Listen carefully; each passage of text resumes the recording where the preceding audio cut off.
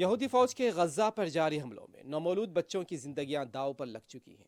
कहीं एक इंक्यूबेटर में 4 बच्चे हैं तो कहीं एक बच्चे को इंक्यूबेटर भी नहीं मिल पा रहा है।